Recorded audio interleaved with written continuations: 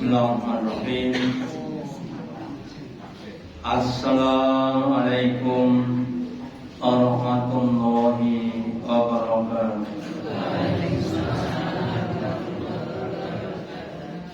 Alhamdulillah, alhamdulillahilladzi an'amana bi ni'matil iman wal islam. Asyhadu an la ilaha illallah wahdahu la syarikalah wa asyhadu anna Muhammadan abduhu wa rasuluhu la nabiyya wa la rasula ba'da. Allahumma shalli ala Muhammad wa ala ali Muhammad kama shallaita ala ali Ibrahim innaka Hamidum Majid wa barik ala Muhammad wa ala ali Muhammad kama barakta ala ali Ibrahim innaka Hamidum Majid. Qala Allahu ta'ala fi kitabihil karim. A'udzu billahi minasy syaithanir rajim. Ya ayyuhalladzina amanu ittaqullaha haqqa tuqatih wa la tamutunna illa wa antum muslimun. Bapak Ibu hadirin yang dirahmati Allah Ta'ala, yang pertama dan utama, marilah kita selalu meningkatkan, menambahi kesyukuran kita, keimanan dan ketakwaan kita kepada Allah Ta'ala, dan yang telah memberikan kepada kita kenikmatan-kenikmatan yang banyak, baik itu kenikmatan jasadiyah, marilah amaliyah, dan kenikmatan ibadah. Kita diberi jasad fisik yang kuat untuk ibadah kepada Allah, diberikan berbagai macam organ-organ fisik, baik itu yang namanya penglihatan, pendengaran, atau yang lainnya, yang semua itu harus kita gunakan dalam rangka untuk memperlancar tugas ibadah kepada Allah Ta'ala. Tetapi yang namanya setan iblis itu akan selalu menggoda kita, sehingga berbagai macam nikmat yang seharusnya digunakan untuk memfasilitasi dan untuk memaksimalkan tugas ibadah, kadang justru jadi penghalang, menjadi perkara-perkara yang justru menjadikan kita banyak berbuat dosa. Nah, salah satu organ yang sering kita gunakan adalah lisan kita. Nabi bersabda bahwa siapa yang mampu untuk menjaga lisannya, maka aku jamin untuk masuk ke dalam surga. Lah kalau dibalik nggak bisa menjaganya, berarti tidak jangan masuk ke dalam surga. Maka pentingnya kemudian kita mengatur lisan, bahasanya namanya manajemen, ya, memanage, mengatur, mengelola lisan kita supaya bisa menimbulkan berbagai macam pahala-pahala di hadapan Allah, ya. Kemudian kita ingatkan yang pertama, nikmatnya organ lisan dan bibir. Allah mengingatkan kita di surat Al-Balad ayat yang ke-9. Wahai manusia, sebagian dari tanda belas kasihku kepadamu adalah Allah cetakan walisanan wasafatain. Aku cetakan buat engkau lisan dan juga bibir. Lisan biasanya cenderung pada lidah yang biasa digunakan untuk berbicara. Bibir biasanya adalah untuk makan beserta gigi dan lain sebagainya. Ya, maaf saja, ya. Kalau ada orang punya bibir tapi lisannya nggak punya, atau lisannya itu nggak bisa untuk bicara, ya nggak bisa bicara, ya. Atau punya lisan tapi nggak punya bibir, ya, artinya bibirnya itu saja namanya apa buik, ya. Ada surat begitu, ya. Saya punya murid itu lisannya bibirnya bagus, ya, tapi lisannya kurang bagus. Kenapa? Karena namanya sumbing itu kan, ya, kalau ngomong kan agak seperti orang bindeng, ya, jadi nggak jelas omongannya, ya. Adalah ujian kepada mereka sekali yang kena bibir sumbing, Alhamdulillah yang diberi lisan dan dua bibir yang sempurna, maka kita harus mensyukuri dengan cara menggunakan dalam berbagai macam kebaikan-kebaikan, Kemudian semua ucapan yang diucapkan oleh lisan kita itu akan dicatat oleh malaikat, di dalam surat Qaf surat yang ke-50 ayat yang ke-18.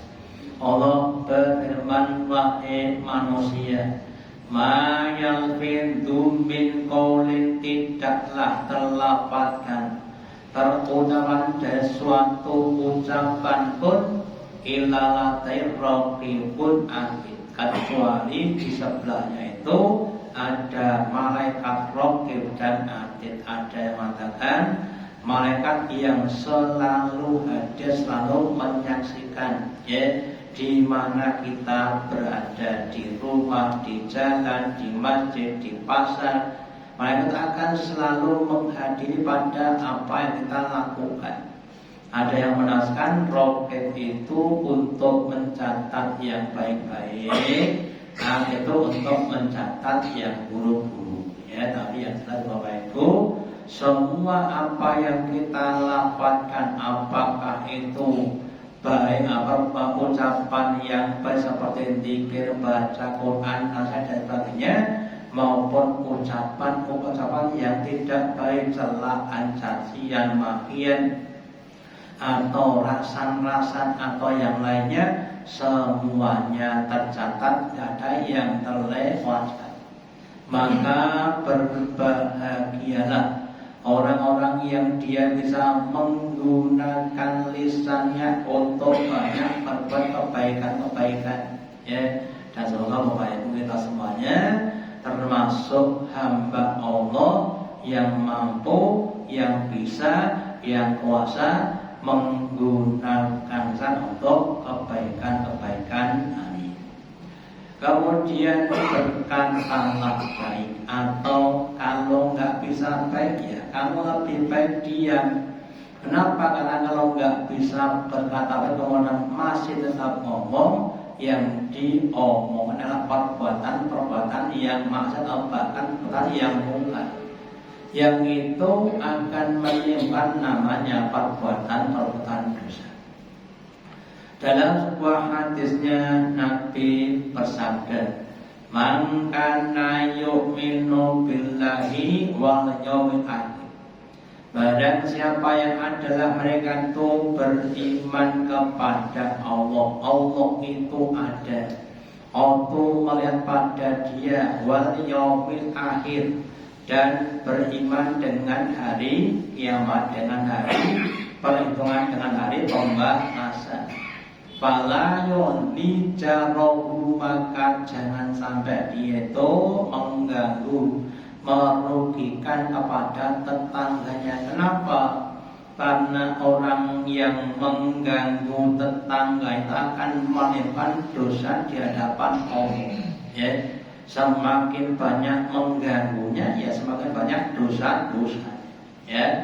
Waman kana yu'minu billahi wal yawmil akhir fayukrim dhaifahu. Yang kedua, barang siapa yang dia beriman kepada Allah dan hari akhir, hendaklah dia memuliakan tamunya. Kenapa? Karena memuliakan tamu ada banyak pahala.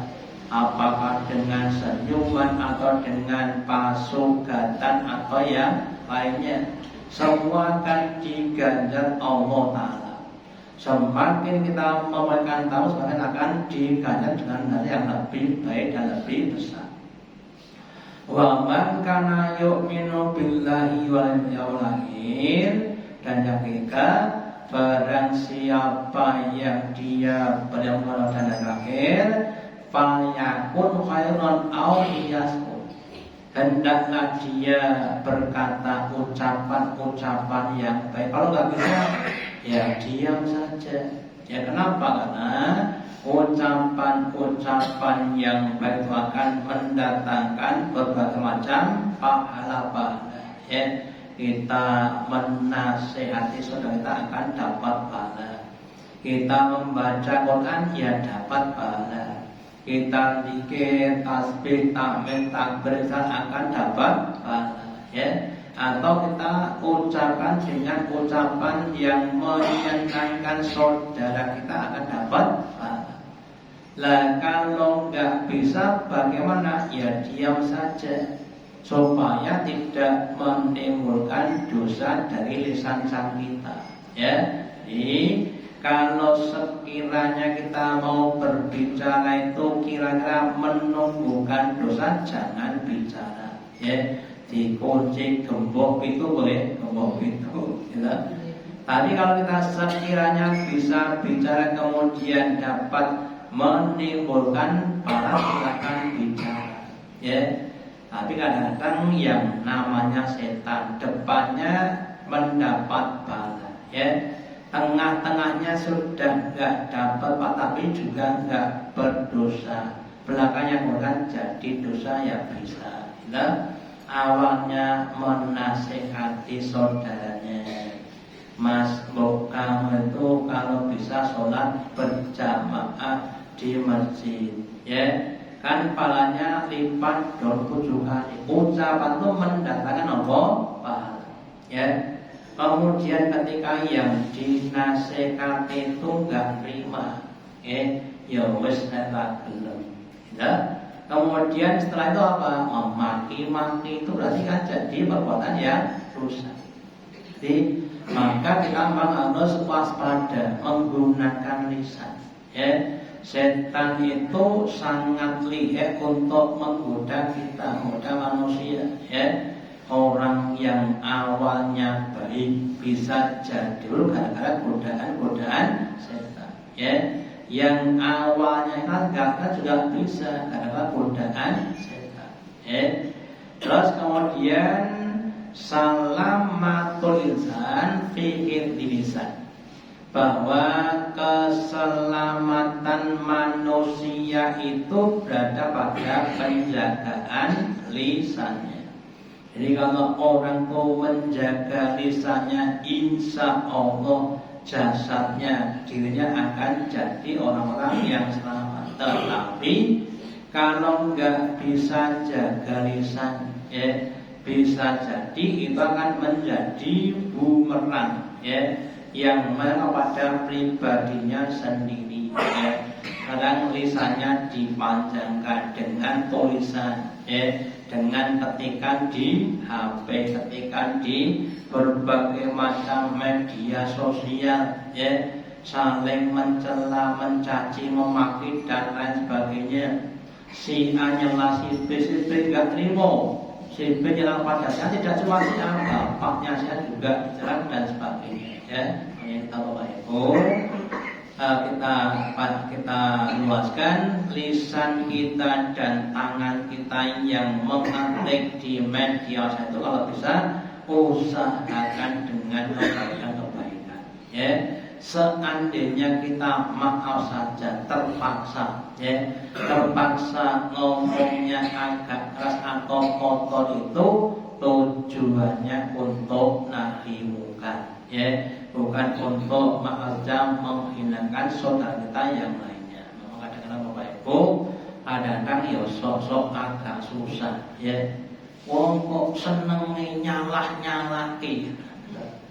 Lah nek salah kalau ngomong benar apa ngomong salah? Ada orang yang maaf saja agamanya Islam ning boten salat, boten poso. Terus disalahke. Kok nyalah-nyalake? Gusti Allah nyalati, Gusti Allah nyalati kepada kita. Orang yang enggak sholat, buktinya apa? Mari kita bahas. Masalah kamu fisakot. Kenapa sebab kamu masuk neraka sakor? Qalu karena kamu menamu sholat. Dia jawab bahwa dia masuk sakor itu karena dia tidak terlalu orang-orang yang sholat. Berarti orang yang tidak sholat salah apa benar Bapak Ibu? Nek mlebu neraka itu berarti salah apa benar? Mosok benar bukan rokok sing salah nah, berarti disalahkan. Cuma kan mboten salah langsung bukan rokok ya. Makanya kita semuanya berusaha untuk niatan-niatan itu harus kita perbaiki dengan semaksimal mungkin. Contoh lagi, niatnya salah itu nanti akan mendatangkan hasil yang salah. Orang memperlihatkan amalnya kepada orang lain. Ya, artinya si A itu bercerita sama pada si B. Oh kemarin saya itu infak di masjid 100.000. Ya, kemudian itu ada dua niat. Yang pertama niatnya riya atau pamer supaya dipuji, supaya dipuja. Yang pertama. Yang kedua, niatannya itu ngajari, kamu juga infak, mensunahkan sunnah yang baik.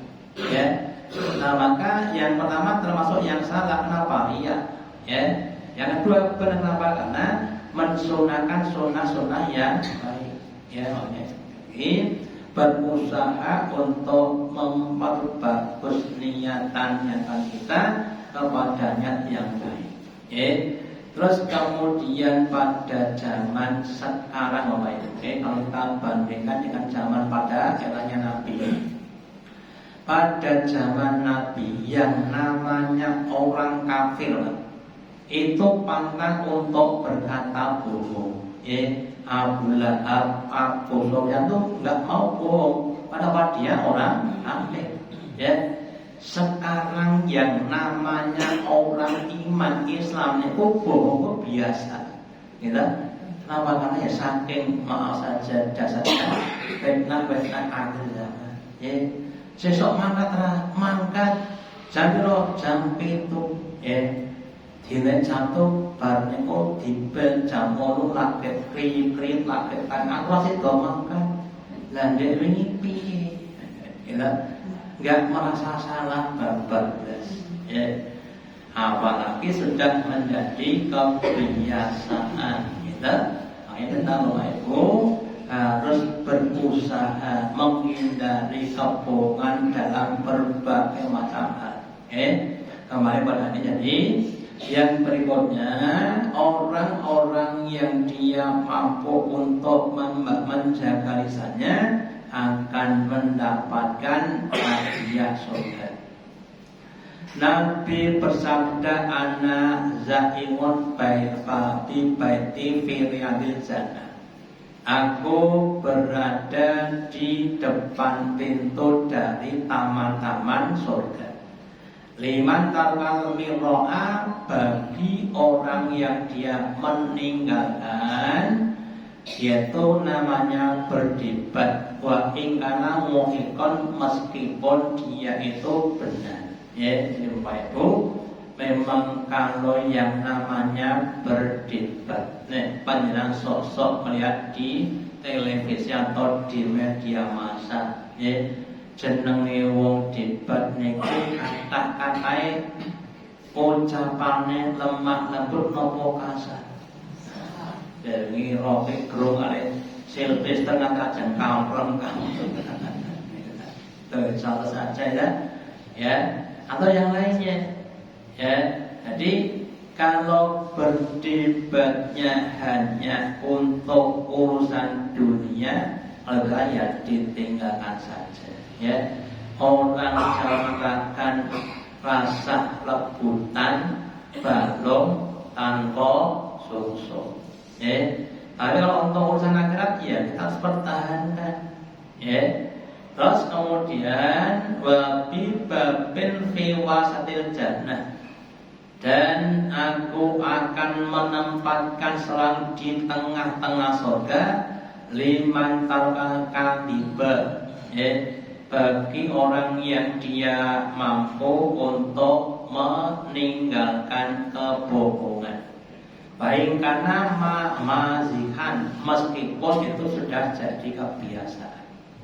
Wa bi baitin fil a'la jannah, dan aku akan tempatkan di rumah paling atas dari surga liman hasanal khuluqu, bagi orang yang dia mampu untuk membaguskan akhlaknya, ucapannya, tindak tanduknya, perbuatannya dibaguskan, itu akan diletakkan di surga yang paling tinggi. Contoh bab masalah ucapan.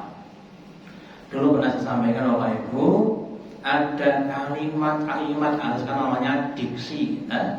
Diksi yang maknanya sama tapi rasanya beda, antara sehat dengan waras. Kita jadi artinya bodoh nih rasanya beda. Kok kados kira sehat, oh di kate kanto. Kok kados kira waras. Enak wae. Jadi ya bodoh. Kalimat kurang waras lah menawar kendali dan contoh. Atau mawon anak-anak sekarang ngerti basa. Nek nggo awak dhewe janjane pengene mongkon dengan orang kromo ini. Ngapunten kula tak mundur tak napa? Mundur asik. Dari sopir ngoten. Jenenge jasane yo nih. Kontak dan asik iki. Sing ngerti guyu sekarang ngerti ra guyu ora pasti. Namanya ada Bapak. Nah, makanya kemudian juga untuk yang lainnya, usahakan menggunakan cara-cara yang baik. Saya ingat teman saya itu namanya kuliah itu kan memang nggak ada aturan harus mandi. Dia pas jamnya kuliah baru bangun tidur, terus dia langsung masuk ke kampus, nggak mandi. Masuk atau kuliah, tanya dosennya, kamu tadi mandi? Enggak. Kenapa? Kan nggak ada aturan untuk mandi. Oh iya. Tolong pintunya ditutup ya. Tapi tutupnya dari luar. Oh iya Mas. Ya keluar kan? Menutup kok pakai nama buat mantu. Jadi dia di rumah itu katanya Pak, tolong pintunya ditutup kan, tapi dari luar tutupnya. Oh iya Pak. Tutup. Tapi dari luar berarti kan waktu. Kan jadi gayanya enak tapi isinya itu seperti itu.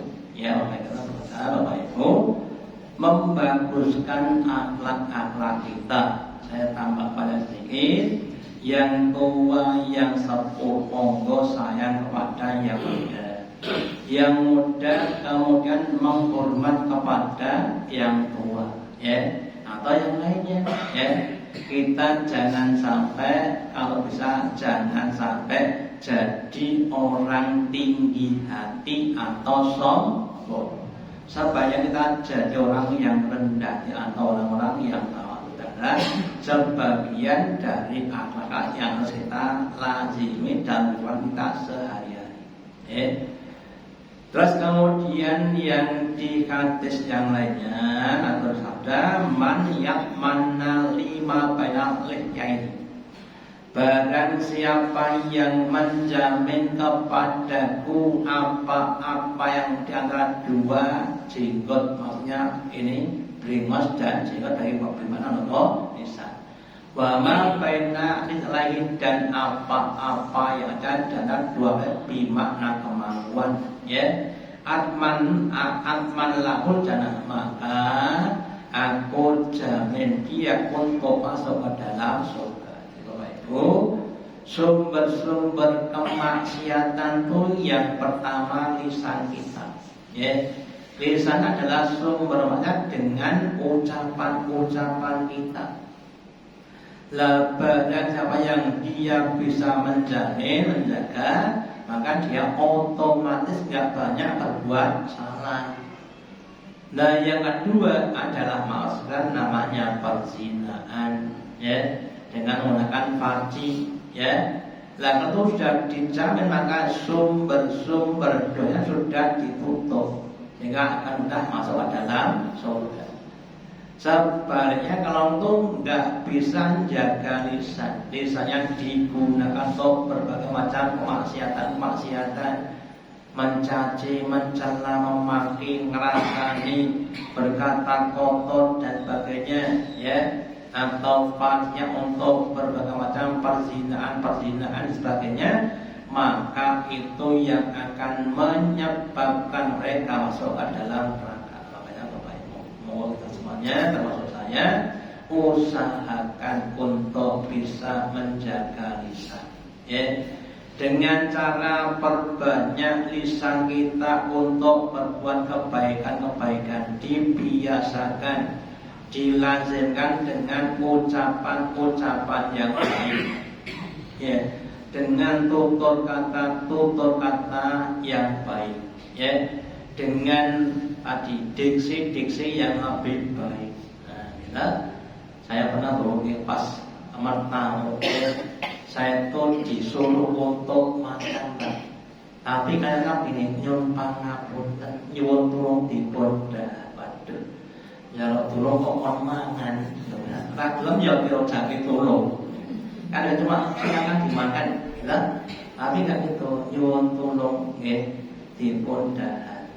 Lah sing manggaken iku ngantek aluse kaya sutra. Untuk memaksa orang supaya orang itu mau. Saya kalau di sekolah saya, ya namanya anak milenial. Nek gurune ngomong, mriku nggih ngomong. Terus saya bilang ini, didengarkan bagi yang punya pendengaran. Nek orang dengar berarti orang nggak punya pendengaran. Kadang-kadang memang dengan bahasa-bahasa yang agak menusuk, tapi ya kita hanya dengan kalimat yang santun, tapi ya lebih masuk ke dalam hati, ya. Bahkan namanya doa, saking banyaknya doa, baru seperti namanya apa? Ritual saja, nggak dimaknani, ya. Sampai kadang-kadang saya katakan yang beragama Islam mari berdoa. Padahal pondok, apa kan Islam? Dan orang lupa berarti orang Islam. Ya, saya katakan yang beragama Islam mari berdoa bersama. Mau tuh jadi saya kenal berdoa Bapak Ibu. Karena orang Islam, rasa ada ini Islam. Penggunaan lisan yang baik. Allah berfirman di dalam surat An-Nisa ayat yang ke-114, la khaira fi katsirin min najwahum, tidak ada baiknya berbanyak-banyak berbisik-bisik, illa man amara bi shadaqatin, kecuali dalam bisikannya tadi isinya yang pertama adalah man amara bi shadaqatin, ya, memerintah mengajak orang untuk sedekah. Au ma'win, atau mengajak orang untuk berbuat baik, ya, kandhani. Ngopo nih? Engko bareng longgar ora enek opo. Engko nek longgar kok tindak ngaji. Oh insyaallah. Ning ora makan. Sesuk pulangnya melih, boten sah putus asa, alhamdulillah, ada kesempatan yang lainnya.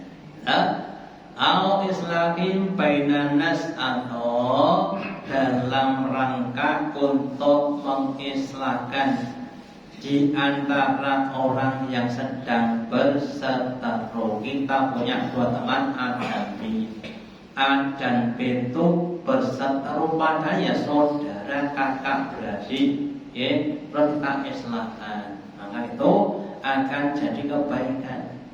Lah selain itu ngomong apapun tuh nggak ada baiknya, ya, apalagi ngomong kayaknya orang, kecuali kalau untuk persaksian monggo, ya.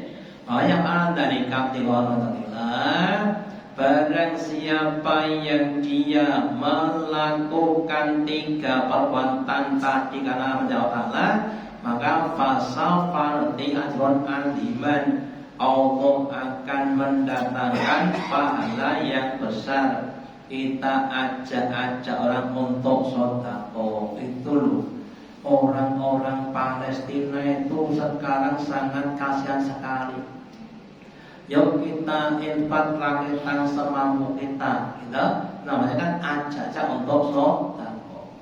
Itu loh anaknya saudara kita, ya sudah 3 tahun tidak sekolah. Kenapa? Karena nggak punya biaya untuk sekolah. Atau yang lainnya untuk sedekah itu kita ada suatu kebaikan. Terus yang kedua lagi adalah berbagai macam kebaikan. Apakah itu pengajian, atau kita berbuat kepada kedua orang tua, atau kepada tetangga dan sebagainya. Mari kita usahakan untuk saling mengingat, ya. Terus yang ketiga tadi, mengislamkan di antara orang-orang Islam yang sedang berseteru, ya. Apakah itu karena warisan atau bahkan karena urusan agama, ya.